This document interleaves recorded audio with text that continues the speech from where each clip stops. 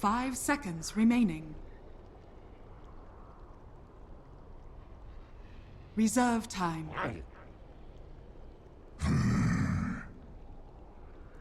Complexities turn to ban.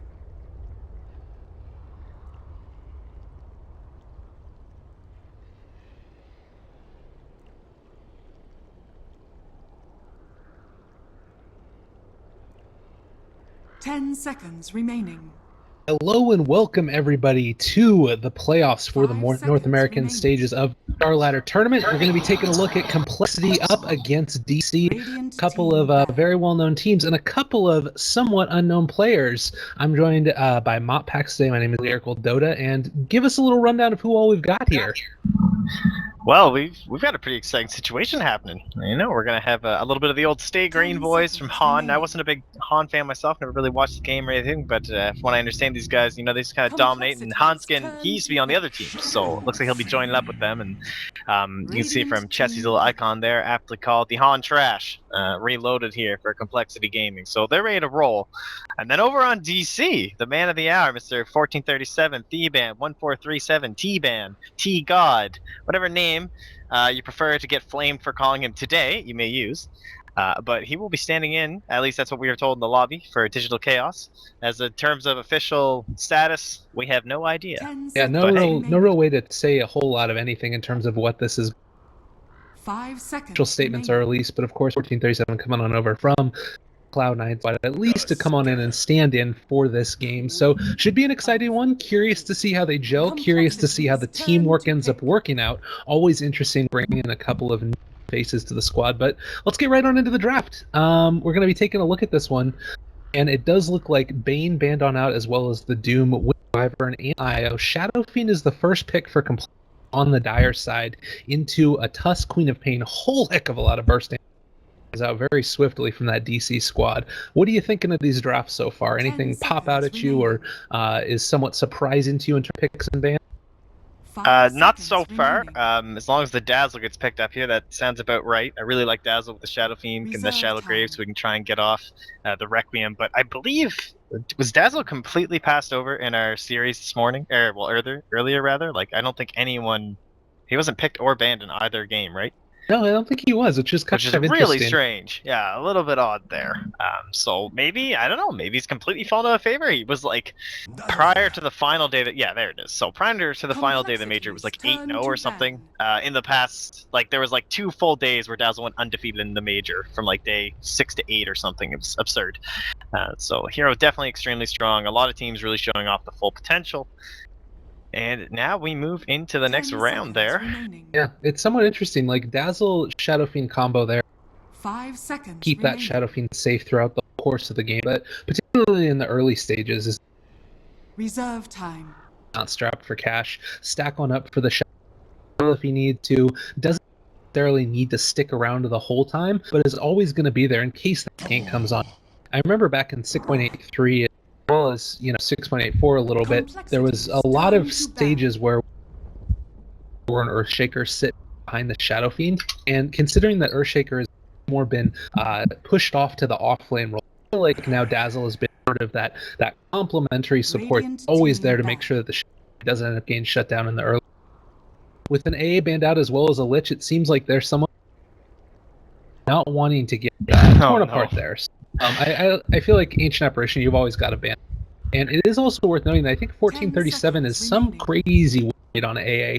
Is I think the most picked hero for him in this most recent. Yeah, definitely. Cloud9. Yeah, for sure. They had a ton of games on the hero, and okay, they banned the Huskar. That's the point I was just about to get to, because they banned out the AA. They already have the Dazzle. We don't need any Mineski gaming going on here, so DC will play it safe.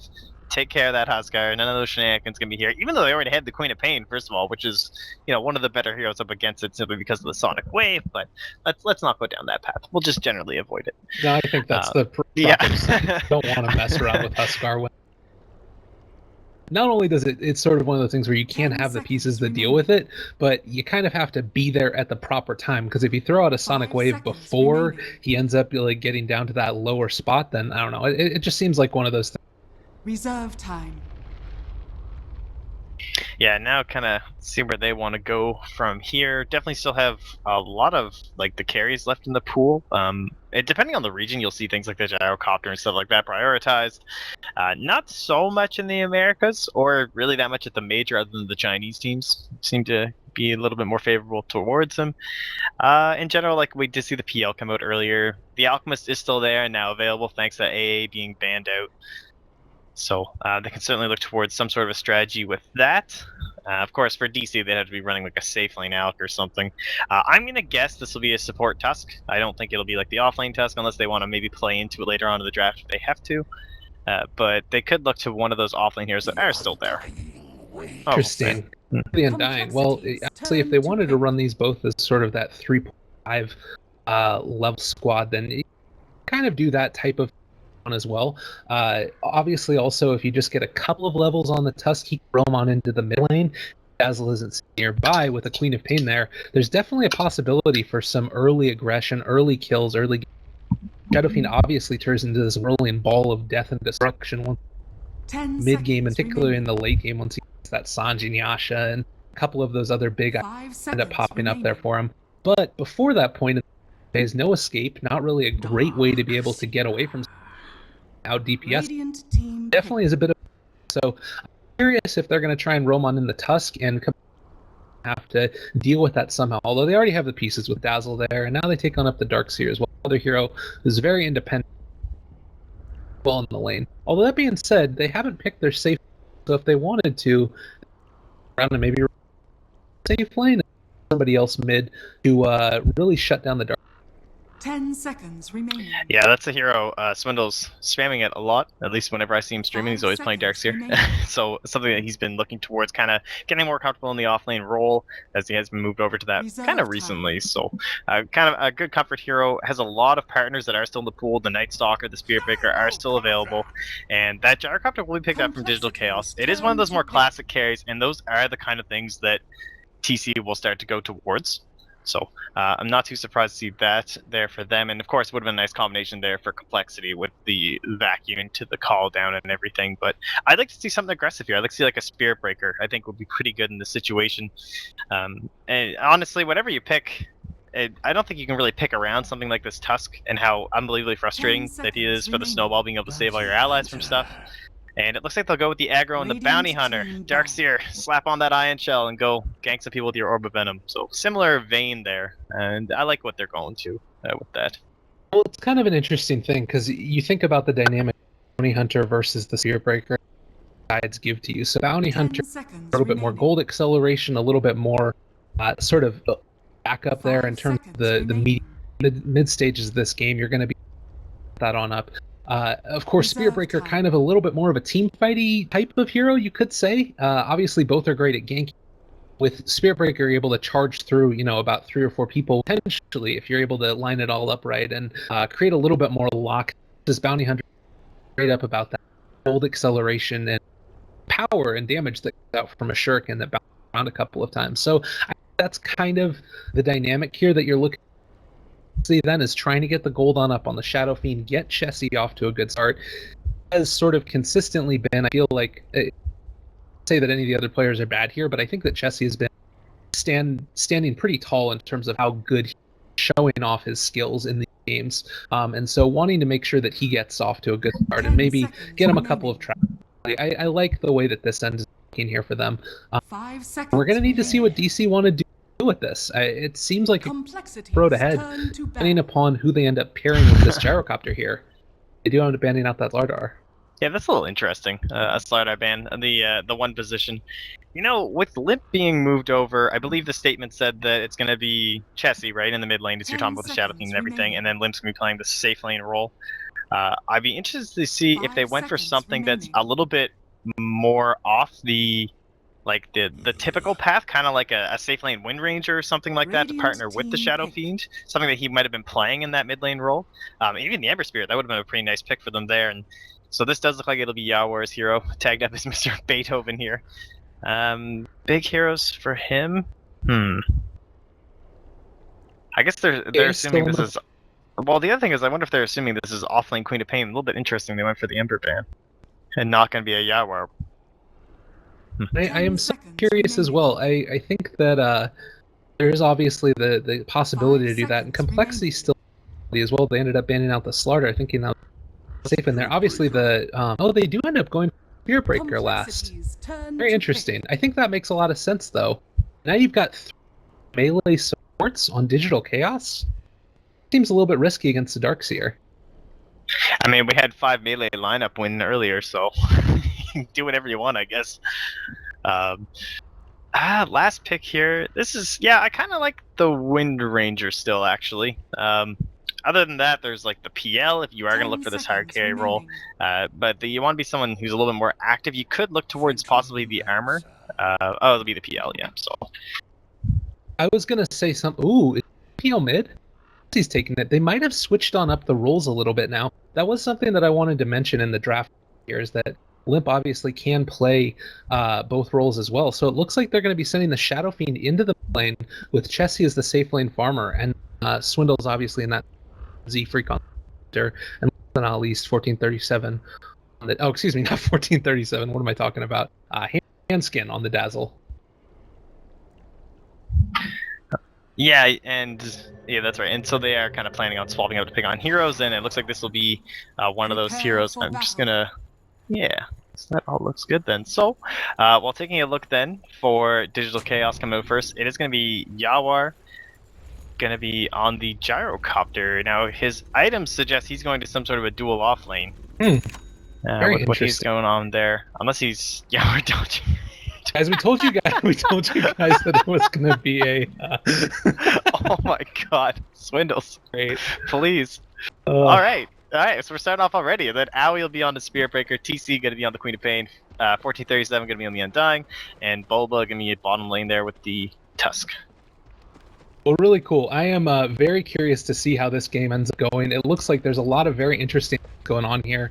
They do end up not spotting out this ward as of yet, so 30 we're going to seconds be giving them a good amount of vision. He does have Sentry Ward thing. You know, I'm going to mention this real quickly, that we talked about all of these teams switching players around, switching around roles. I don't know if this is what we're going to end up seeing consistently out of all of these groups and teams, but it is something to keep your eye on, because when there's these groups and new members coming on into a team, things could be in flux for a little bit. It does look like they're just going to trade on off wards, runes right at the very start of this one. We're going to get underway. What are you hoping to see out of this one? Is there anything that you're really curious about in terms of these teams, whether it's a matchup, whether it's communication, item builds? What's sparking your fancy here? I typically will look towards kind of how the Shadow Fiend is going to itemize, because that'll determine a lot of how the early game's going to go. It's kind of one of those deciding factors. And when he has the Darkseer, then this has kind of an impact, right? You don't want to end up accidentally going double mech, which was totally intentional, as OG pointed out. And they always wanted a Crimson Guarded Pipe, so they're sticking to their story at least. But ideally, you know, you kind of want to figure out, like, are we going to go S and Y on our Shadow Fiend instead, and he's going to start running at people? And is he going to go for like a Shadow Blade or something clowny like a Yule's? And is Swindle still going to get the mech, or will he go for an early blink? A lot of the strategy will come out in those items. Well, time will tell what ends up happening. I'm very curious and interested indeed to see where they all end up going, how this ends out. In terms of lanes, I think that probably this bot lane here, careful on the top, sort of aggressively snowballing at any point, and Bundles likewise with Owie here just sort of zoning on out this Darkseer a little bit. It could be a bit of a tough lane. It seems like there's kill potential sort of all over the map at this point, with the Orb of Venom up on Bounty Hunter. You've got the possibility here to lay on out a good amount of damage. Chessie on the PL. It's all very scary lanes. I think the only one that really is not going to probably find a kill, I would imagine, unless there's some misplays, is here in mid. Well, I don't know. I guess the Queen of Pain's always scary too, but Dazzle's moving on in. Should be fine. Yeah, a lot of it just has to do with this early start, like getting the CS up on Limp. Getting towards even a couple of those uphill hits going one way or the other can be a pretty big determining factor in a matchup like this. And if TC chooses the right moment to blink forward, go for the Scream, and stacking on that damage, certainly he can take this, but it looks like Hanskin's going to be playing this one pretty close. As there's a little bit of a wrap around 1437. They are going to go in here on top of Limp. Looks like he'll be the target. Shadow Strike bringing him down pretty low, and the wave won't be enough to save him. So first blood there, heading over to the stand-in, unofficial. the way you want to start your tenure. If you're going to be there long term, make it happen, boys. So well done there. Speculation abound. It does look like Bulba here is going to get well, and going to try and find their way. I think that probably now that we've ended up seeing the Dazzle rotate lane, it's going to be a lot more difficult to find a kill on the Tusk, even though the Dazzle damage isn't that high, although mid lane. Still, that sort of being able to pull it up with the heal bomb is always something you have to be very careful of. Currently, Darkseer level 3 versus the level 2 of the Spearbreaker, as well as the 3 levels on the Gyrocopter. So a little bit of an even spread so far. We take a look at experience across the lane. Not a little bit ahead, mainly by virtue of that kill there, but still things very even. You know, one kill isn't going to matter a whole heck of a lot here. It's a lot more going to be the last hitting and how that ends up working. Yeah, again, 1437, just back in that mid lane.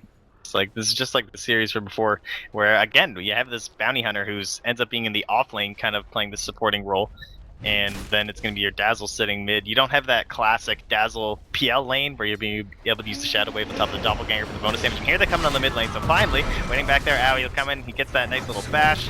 Shallow Grave, go over the TP, but yo, 17% PRD. Oh, Owie will pay for it. I don't think... Actually, Hanskin did get the experience from that, so that's pretty nice. Sticking around for that. That was still decent. A win. Yeah. Certainly. I mean, you end up losing your Shadow Fiend there. Definitely come out ahead in terms of D, but and I guess what we're seeing here is a lot more rotations. Or Spirit Breaker pick allows you to do that, and we aren't really seeing Yoar get punished in the off lane on this Gyrocopter. Tusk have to go all the way back to base. That was kind of going to happen regardless. And he hasn't been completely and totally shut down at this point. So I still think that the laning ways, like Darkseer against the Gyrocopter, this seems like an okay matchup for me. And normally where you would want to punish early rotations, you're not able to do that as much. Strong laning these heroes are. It does look like Z-Freak is going to be for a courier snipe. And actually might get it. This is going to be Boots coming out, so not the biggest deal in the world. Bulba's moving on into the side here. I don't know if he actually finds this one. It does look like there might be a little bit of an engagement as well, but I'm going to be able to find the courier and snipe it on out there. 1-2 shots, nice. That's a quick kill. And top lane there, top swindles, and he will go down thanks to the charge there, so courier goes down and the Darkseer will pay for it. And it looks like we've seen this a lot, right? So teams like OG and Secret do this all the time where they sack a little bit the carry, like he had some of the off lanes. Again, there's another charge. Looks like we'll be mid. Bulba comes in on top of Limp. He is getting pressured so hard in this lane. He will drop. But like, what kind of a... Yeah, no, I don't think Z-Freak's gonna find anything here. Nice and low though. But like, what kind of rotations can we expect? So Bulba, he's only level 3. Like, he hasn't gotten the full advantage of being in that, you know, solo safe lane. Whereas you have like a Clockwork or Swindles, for example. He's 5, cracking near the halfway point. Got pretty decent CS as far as that goes, up to 20, just behind the Gyrocopter. Whereas Bulba ended up with 2. So definitely not getting the same out of the way this, you know, this whole scenario is going to leading. And you take a look at the net worth right now. PL up on the top of it, but not very far behind him is the rest of Radiant. I don't know. It seems to me like they're building them decent position right now. Queen of Pain is going to be able to get off to a great start here already. Already level 6.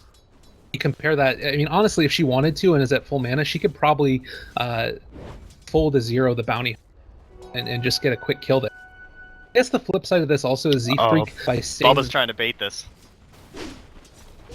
Do we also have the Undying coming in? We do. It doesn't look like he's going to be sticking around. Oh, Chessie's going to be here a little bit. Doppelganger, can it come out in time? No, does end up getting stunned on up now. They do have a lot of damage on top of Bulba. He needs to get out of here. Chessie does end up dropping out the Doppelganger. We also have Hanskin in the area as well, so that's going to be a heal. Just like that, they're staying alive. The Tusk ends up going down in the end, and they thought that it was a gank. Don't call it a comeback. Plexi doing what they need to do. Yeah, that Shadow Wave damage. Now they're right on top of Owie with the Spirit Lance. They'll charge out, heading towards that Roshanted, but won't be too close to the bash, thankfully. And he will survive. Start to this game. 400 gold swing. I'm just not sure. Like, I think that if you look at these lineups, do you think that C are sort of in this position where they're going to be able to sort of fight very effectively before Complexity get their early items up? I feel like if you get that mech up on the Darkseer dagger or something, Like, they're just going to be able to pull over them at some point. Yeah, Yawar has come down bottom now too, so this bottom lane just was a disaster. Like, you compare it to what Radiant's Swindle was top able to achieve tower up is top, under and he's attack. level 7 now, and then his counterpart Bubble is level 4. And he couldn't go anywhere near the wave, so he is sitting at 6 CS now compared to the 35 on Swindle. And that's a massive change. Like, compared between the two teams, everyone else is kind of like chilling around the same level, but there is a massive drop off when it comes to that off lane role. And luckily, I mean, he is a Tusk. Like, we see this guy played in the 5th position sometimes, so it's not a total disaster. But if Complexity can look to apply a lot of pressure right now, they can certainly take advantage of the better items they're going to have, try and push as a team. And maybe, unfortunately, they only have Chess. He was getting dove into the tower. And not like a more fighting carry early. I don't know. I guess he can fight pretty well using the Shadow Wave. Ova might get on here a little bit. We do have the bounty. Level 4 currently. Chance that they could die behind this, but looking like they don't want to take that. We do have several heroes for D over towards the mid. The bounty if he wants to be able to pick that one up, but across the board, just looking somewhat passive now. I'm a little bit used to the early fighting that we saw in the last series, and this smoke, maybe they find a kill over here on Handskin. It's not going to be that Shadow Fiend. I'm saying that he is walking on into the ruins, so might be able to find him in a second or two. Yeah, they're going to assume he's up doing the stacks. Try and come find him up there. I'm sure they have maybe some wards. Oh, they didn't bring any. It's a little unfortunate. Generally, around this time period is when you want to be putting down the wards and try and get an idea, especially up against the Shadow Fiend, of what stacks are being done. Like, they see the camps done and cleared out, so they know he was around, but he makes it to the safety of the tower. And now they really won't get much out of this. Like, Chessie comes up top. Everyone knows exactly where they are. That was a lot committed. I think Limp there, just Spidey senses really not seeing anybody on the map. You sort of realize, all right, there's probably somebody around me. Maybe it was him, maybe it was one of the other teammates that ended up calling. In any case, they aren't going to be able to find him. Although we do still have Owie hanging out over here to side, and he's by the camp. I don't think he can solo him, though. He's only level 3 versus level 7. Just waiting for somebody else to show and maybe charge in behind enemy lines. Might Probably be the wouldn't play go here. too well, I don't think. Limp is definitely starting to catch back up now. Worth, despite the fact that he didn't do the best in lane 9 a couple of times. The 0 so that's pretty significant. The fact that he's been able to get 3rd in net or 4th net worth, despite the fact that he died 3 times in lane, that's really good. Yeah, and Yawar, he's 3rd on the list. Not feeling too bad. He's got Z-Freak kind of chilling in behind him, and the Iron Shell presses from Swindles. Is Hanskin, he's actually going to be able to leech 6 in mid. But I'm wondering what Yawar looks to go for. Like, does he go for this S and Y kind of a build? Does he feel like there'll be under enough pressure? Does he think he can get a helm and try and get some stacks off? Or I'm not sure with how the other team's itemizing. Like, Complexity's only ahead. It's not even 1,000 gold. And actually, he's gonna run right into Swindles with a full Iron Shell. He's just dead. Oh wow, that is not the way that you want to have that happen. A little bit unfortunate there. The gyrocopter wasn't able. Did he buy out at least? I don't think he bought out either. So kind of unfortunate there. Aquila was up, but to be able to be enough to keep him alive there, and walking uphill and then not having vision. I maybe thought that the enemy team was. TC mid lane does have on up the DD rune as well as Sonic Wave. Tombstone has been point. Handskin is going to get jumped on as well as Limp. They drop one down the Snowball. Walrus Punch committed as well as the Shards. That was a grave used on Handskin. Sonic Wave going to be able to kill on off that Shadow Fiend. Nicely done there, and TC is going to back on off as they take on down the tower. It does look like Swindles is in the area. Well, they're going to run on into him. Don't have a Sonic Wave at this point, but if they wanted, they can throw out a few more spells. They do get off a Scream of Pain, vacuum back into 3 of them, but no wall committed. That was already down in the bottom lane. A double kill for TC, exactly how they want to have that.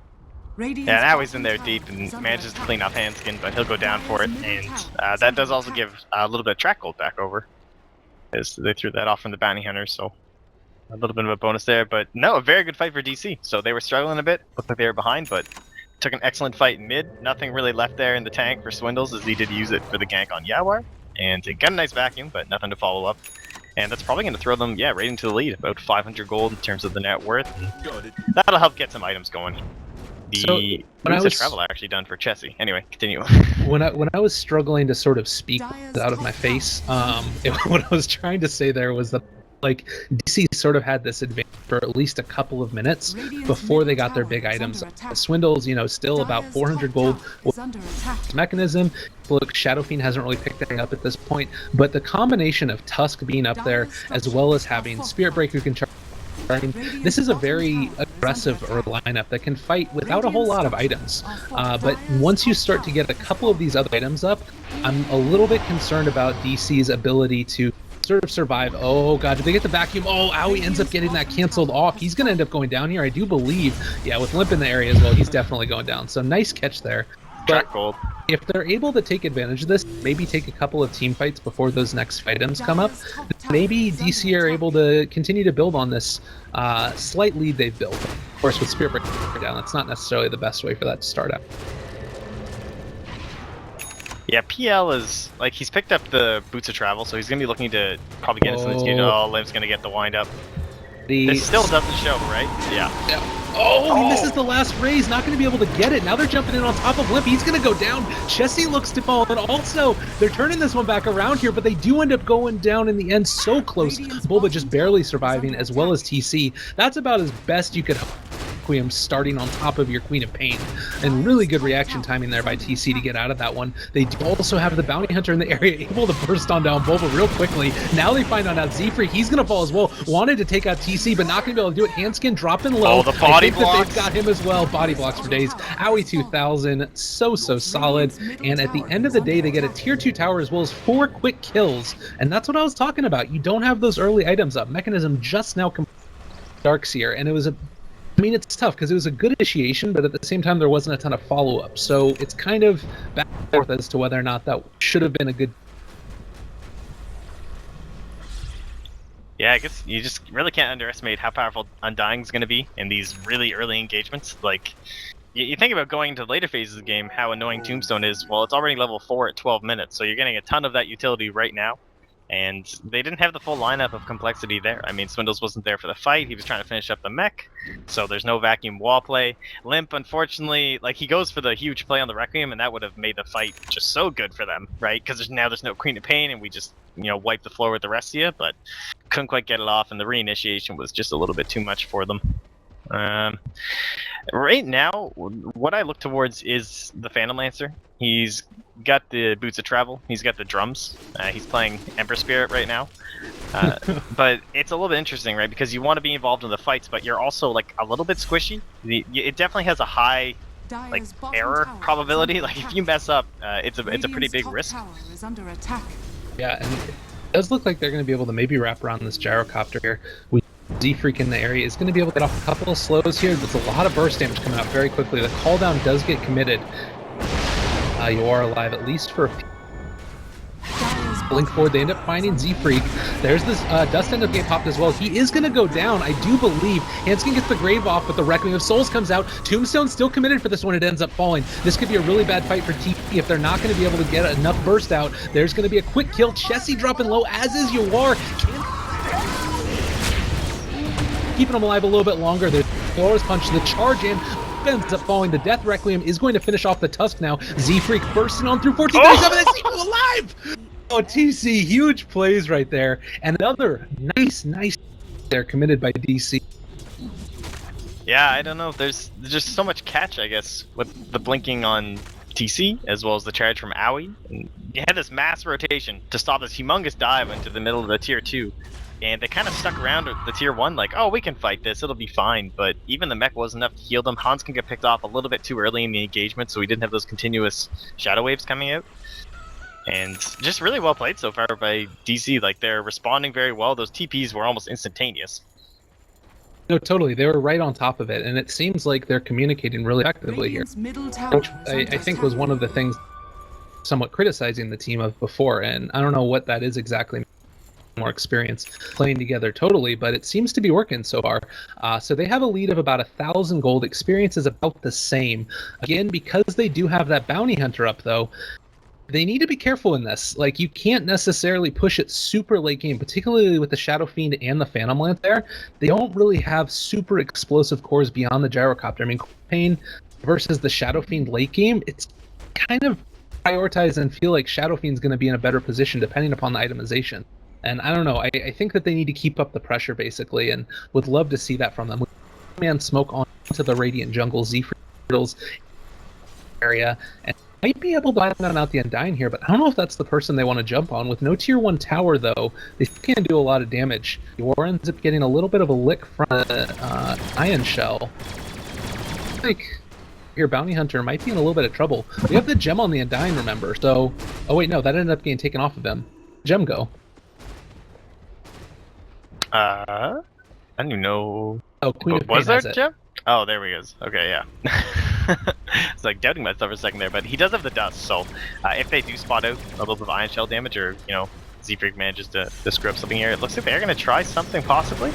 Oh, the TP on in. They're all going to be here. Call down is going to get committed onto 4. Oh, God, the vacuum wall is going to be pretty big, though. Swindles gets bursted before he's able to do it, but there's going to be the shallow grave coming in, and everybody from DC is starting to fall. It doesn't look good. 1437 goes down. Bulba as well after one last phase from Limp. And just like that, because they weren't able to be there in time with the TP rotations, tier 1 tower already fallen. Lexi take a little bit of a lead there in a 5-on-3. Huge fight for them. Yeah, the boots of travel completely paying off there. Able to get right into that fight, and just good positioning by Complexity. Like, a little bit maybe unfortunate that Owie's so far away in terms of, like, they didn't, I don't think they had vision of him. I don't think he was active in the lane, but TC was active top, and, you know, they know he can't respond that quickly because it was relatively far from the tier 2, and it was a really good opportunity that they were able to jump on. That's going to bring this back a lot. In fact, it's now actually, there's just that one fight back in their favor. Yeah, track so good. Experience and gold. In fact, it's more in their favor than it ever has been for DC. That is a huge swing right there.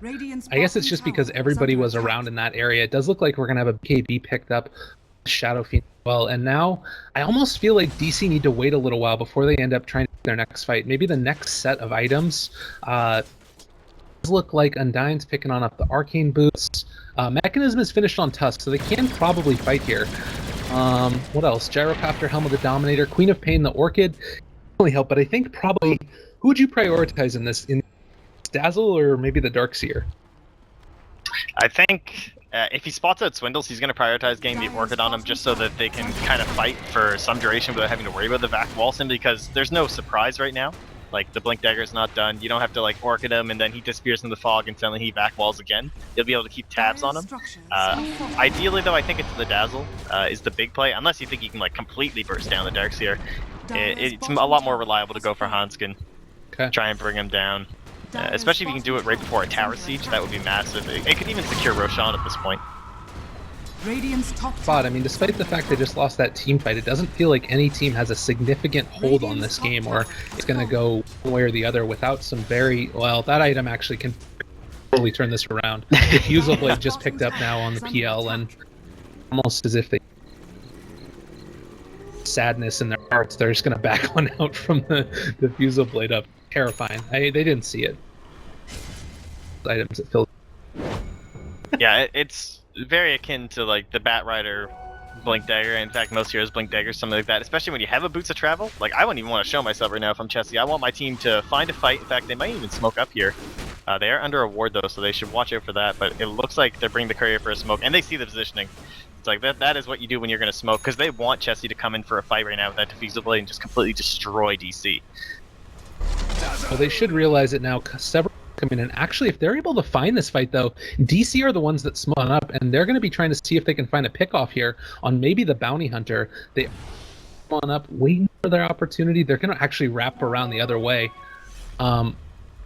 All right, 5-man smoke into 5-man smoke. Let's see what ends up happening here. A little bit scary. Everybody vacuum walled into it, but Noble keeping people alive a little bit longer. Sonic Wave strangely only caught onto Limp, it looked like. There's the call down on top of everybody. Nobody dead yet in this engagement. What is happening? Bounty Hunter takes out the Undying. He does look like he's going to be trying to chase down his Queen of Pain. Not able to find that kill. Gyrocopter took out the Shadow Fiend at the start as well. It's looking like DC might be the ones that come out on top. No, never mind. Gyrocopter does all. Chessie's still doing a lot of damage with this defeat blade. Bulba up to the other side. He gets taken out by Chessie now. Oh, as well. no, the mana! DC is going to go down. Can he stay alive any longer? It does look like Owie's trying to find the kill. Isn't going to be able to get it, though. And just like that, a quick triple kill. Chessie on a roll. They do have the gem down on the ground as well. Now up on Handskin. And everything looking good for Complexity after that fight. Oh, that started off so poorly. The vacuum, and then Swindles got stunned up, couldn't get down the wall in time, but it works out at the end. Chessie, man, that diffusal blade is just so strong right now. It looks like 1437 is going to be feeling the pain of that as well. Even tries to wand up, but that won't do you any good. Oh my god, that was a very, very quick turnaround right there.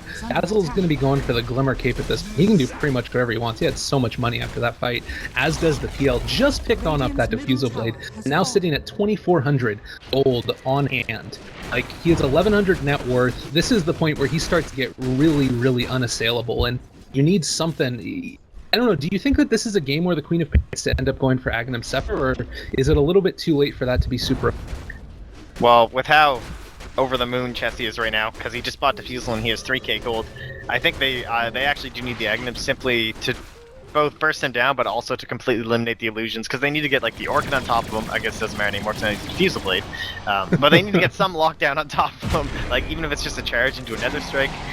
He's definitely the key target right now, and prioritizing that as the main point. Seafree gets just caught out while they're farming the jungle. You know, it's a bounty hunter. He dies. It's a thing. Kind of lucky too. The Sentry Ward was about to despawn in 5 seconds. Ended up catching.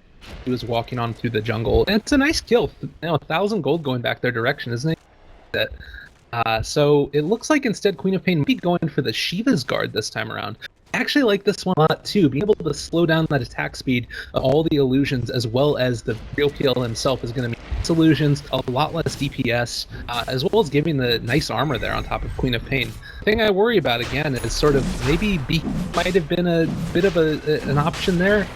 It looks like we're probably going to have to see TC rely a lot more upon his sort of general positioning to not get caught out by the PL, because if PL ever gets on top of him, Chessie's just going to tear. I don't think they're going to get into the pit. Alright, they smoke now. And this was smoked in here by the dire side, so they aren't aware. Oh, they didn't even know, I don't think. Okay, this is awkward.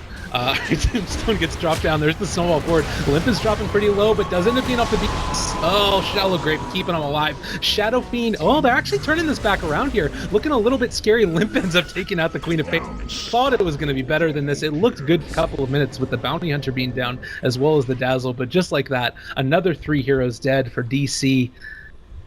I'm not sure exactly what it is. Is it just... How do you think this game has been turned around this quickly by Complexity? Well, Chessie just destroyed that tomb, first of all. Like, he is one of the better counters because the illusions just annihilating the tombstone. They started like getting these pushes and they were kind of making impact, but I really haven't felt much from the Gyrocopter. Like the call downs and everything. I mean, he's your most farmed hero, but it doesn't seem to be doing all that much in the fight simply because of the grave. Like, every time Limp just gets saved, Limp hides for a second, and he's healed back up to full. Radiant's bottom tower. Yeah, it's definitely something to consider there. And also the other thing that I was just thinking about was that one team fight. When you have the Bounty Hunter on your side, one big team fight really turn around the... Oh my god, Owie dropping so low, he ends up going down. Oh, that's unfortunate. And that team fight that ended up happening here where the tier 1 is a Radiant on the safe lane, considering they weren't able to like sort of continue their advantage, able to sort of build off of it a little bit further, we just saw those big items get picked up by Complexity. The sustainability, the clutch graves. I do have to say that I think this Dazzle, Handskin's been playing this absolutely superbly, saving that Shadow Fiend every single time right when he's about to go down, and you can't really ask for a whole lot more out of a Dazzle than that. Yeah, like, what do they even do against this? They don't have Sonic Wave for 30 seconds. I don't even think they can stop this. I think this Rax is just completely forfeit. And well, the War is here. They do end up using the call down. BKB has popped those Sonic, or excuse me, oh, able to break that off. Not going to be able to get the Requiem as of yet. There's going to be the big vacuum wall, though. Not quite enough damage. Nobody's still dead for TC. Bulba is dropping so low, though. Look at Chessie just tear him apart. TC's dropped pretty low as well, and it looks like they're just going to turn around, start banging on these melee racks, excuse me, range racks, which should be falling in a second or two. The biggest problem they've got right now is that they're going to have to go back for tier 2s before they go any further, and oh, definitely man. The least of your worries at 26 minutes. You're just like, oh, we have to get those other towers. Oh, shoot. just gets out of that one. They are going to be actually TP'd back to the other wave. A little bit of mind games there. Owie a little bit too far forward. That was a really good play by Chessie, and now it looks like they're going to be able to take on out the Spirit Breaker. Oh, nice blink play there by TC before he ends up getting taken out. Nice vacuum wall on back, but it's not going to be enough really follow-up damage there. And Chessie thinking about popping his Aegis at this point. Sanj and Yasha now up on the Shadow Fiend as well. That is brought to him by virtue of the Courier, and looking like they're going to keep on going for this one. Happy to do it. Man, this just turned into like a dumpstering. Like, look at the graph. Just sitting here still with an Aegis, throwing a lance. Okay, no time for grabs. I guess the call down will come down. It's gonna burst that Aegis. And Limp's stuck inside the ice shards, but he's trying to survive there. Snowball gonna come in. He is once again graved up though, looking for it. Just get these races off. No Wrecking available this time. Oh, the big vacuum there from Swindle. So now TC's blinking away, but Chessie wants it. It's just so much damage really quickly. Look at all the zombies too now. I mean, that's the one nice side here, but every single time the zombies end up spawning up, they can just turn onto it with the PL illusion. Everybody from DC tracked, everybody from DC starting to get their mana taken, and it looks like finally, at least for a couple of seconds here, Complexity is going to back on up. 600 gold swing at the end of that little engagement, but the big thing to keep in mind right now, let's take a look at these graphs. 20,000 net worth. This is a huge turnaround. You need to look at what they were at earlier. 20 minutes. It was about 3,000 gold lead. Now we're sitting at 8 minutes later. That's about 20k. Just huge turnaround there, mainly by virtue, I would say, of good team fights and able to combo that up with the bounty hunter. It's worth noting they're actually double the net worth over the experience in terms of their lead. Yeah, and look at the kills. They only have 3 more kills. In fact, the last, I believe it's 10 kills in a row have been for Complexity, with none for DC. That's like a pretty nice. They just flipped the switch and we're like, hey, you guys want to go win? Like, yeah, all right. Like, let's go. Chessie, buy some items, would you? I mean, it's so rare that you see this insane of a turnaround, and there's no better hero on your team like to provide this, obviously, than the bounty hunter. And at least now there will be that Blink Dagger here from Bulba, and that will provide you with all the big saves. But when you're already a Rax down, and it's basically just going to be like, if you can save everyone from the 5-man vacuum, like in the wall, and just get them the hell out of there, that might make it worth it, but I don't think he's going to be getting any solo picks this game. I will say, bigger throws have happened before. This game's certainly not over. And one of the main ways that they've been able to stand these is, I think, the really solid play by this Dazzle. He has just been every single grave that he's needed. Obviously, of course, the farming's been solid, the team fight that they've taken, being able to back out when it's the proper moment, all of these things have been really, really great in combination, but it seemed to me like he's been one of the key components being able to sustain in the fights and also get off those key spells before they finally do get taken out. And if he's, for whatever reason, picked off at the start of the fight, he could be in a bit of a problem. He does have the Glimmer Cape and the Force Staff also, so it'll be hard to pick him off, but there's a possibility there. Yeah, now it's time to batter down this tower. I don't know, like, do they have the heroes for the comeback? I suppose they do. You've got the Queen of Pain, you know, you get the Sonic Wave, you get the Call Down, there's a little bit of Wombo Combo. Somehow you have to get through all of Chessie's, though, and there's the Greaves. It's not going to be easy. Certainly not going to be easy. Shadow Fiend has a DD up right now as well. Should be wearing, well, no, it just got popped, so it's going to be here for a little while. And honestly, they can just keep on throwing out these tracks. They can keep on throwing out those Spirit Lances, that way the mana ends up getting drained. It's just a pain in the butt to have to fight against this type of lineup. Apparently, Complexity not really wanting to sort of push their advantage too much. They don't want to throw this all away for nothing. Be waiting for the next set of items here. He did just get the Sanj and Yasha up on the PL, so probably looking to be able to end it relatively soon. Like, if you're going for super late game, that's probably not the item you would be taking. No, they just want to get Aegis, maybe buy like a Vlad's or something on probably Z-Freak. Probably just, he might get Blink at this point, honestly, he has the gold, but just grab like one more item, just like the SNY you're talking about. Like, that's not late game, that's just like, alright, we're ready to end the game. So they'll probably just look for the Aegis, unless they get a really good pick off, and then just go to try and put this one to bed. They will spot out Z-Freak underneath the Sentry Ward, so he'll go down. Quick kill, always good to have that happen. He didn't buy out. I don't think it's going to be enough for them to be able to cure Roche. It is a relatively, well, we'll see how long the Roche timer is. But it does look like at least ability there, that if it's a really short one, maybe come and contest this. Do you think there's any possibility for them to contest it? As I'm saying, I'm looking at the 20 net worth lead for the PL. I think at the the biggest high point they have is the fact that they have a creep in there, so they're gonna know when Roshan spawns. And they have the Undying Tomb. They can get up on the high ground. Now the problem is you're gonna have to deal with the weave, right? So you can get the vision of the high ground, and then everyone can take down the tombstone. Yeah, a bit tough. Not Ben. Gyrocopter is building. Oh yeah, Roshan really short. Spawn. Oh man, that's pretty decent. That's pretty, like the smallest spawn I've ever seen. Yawar looks to be building towards a rapier, so maybe that's the comeback. And I will say that Heal didn't end up going for a butterfly, which would have definitely secured them a very strong possibility of winning this one. Now he's just going to charge away, trying to get away over to the creep wave, and should be able to make his way out of here. So the damage is still going to be felt. Wanted to, he could come close to being able to pick on up a crit here, but I think that time. Don't see any other option really. Rapier gaming, I suppose. Yeah, we haven't talked about that, and there really is no other option. Like, it's just Rapier gaming here for Yawar, and just hope. Like, they don't have the great defensive support like the Dazzle to make sure that he gets off all of those flat cannon shots. The closest thing they have to it is Dave that comes out by the Tusk. Like, the pieces are somewhat there, but it's still a big ask, I think. And it does look like at this point we're going to see Complexity probably move on into the Roche Pit. This is going to secure out a little bit more farm here for Yawar. If he's able to get this up, I see a chance for a comeback, but it's really all or nothing at the point, and everything has to go perfectly. Yeah, but right now DC are just not in the position to be able to defend this. They'll be dead. Yeah, there's no way. So that means there's not going to be any sort of a Rapier hopes or dreams for the Gyro. I mean, it's highly unlikely or rather Aegis to go with this Rapier. It's highly unlikely it was going to happen in the first place, but now it's definitely guaranteed. But we're ready now, though. Rapier Gaming is live and prepared. He just has to clean up this one camp, and he can go pick it up. Have that team himself on back to base. That being said, board here, I feel like they're going to know what's going on. Trying to stay away from Rapier, and I think that they saw he's walking right under the ward too. Yeah, it's kind of unfortunate. So they realize what's going on with this. Scotty, now the item,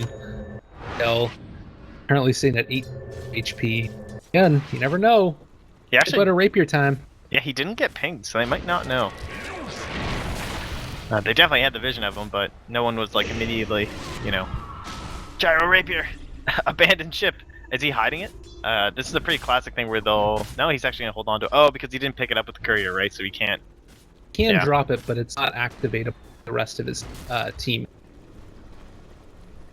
Yeah, I don't know. They changed it since I started playing, and then I get all confused. So I just know that once you drop it once and the enemy picks it up, that's like it. It's like a fair game Rapier forever. That's the only one I know. But does look like they have complete and total vision here. That observer for DC, and fortunately not. Engagement goes down. So everybody get in position. Have the Alpha Wolf creep here as well. Worst thing that could happen right now in this engagement is if Yawar ends up getting vacuumed outside of base and then gets down very quickly. If that happens, that's pretty much GG, although already, just look at these illusions. Pull out that damage here. Chessie's moving forward.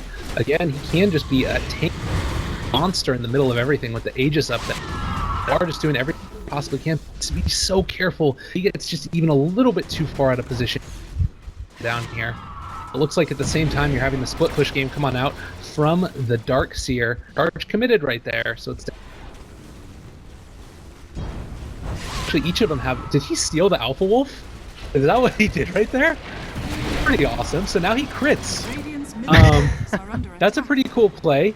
Alright, Rapier, he's got the crit. He deals 500 damage roughly. Actually, almost 600 damage at this point in time.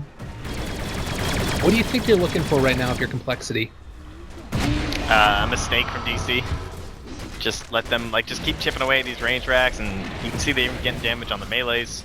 And just wait. Like, they know Chessie, you have plenty of time left on this Aegis. He can just kind of sit there and wait for them to commit on top of him.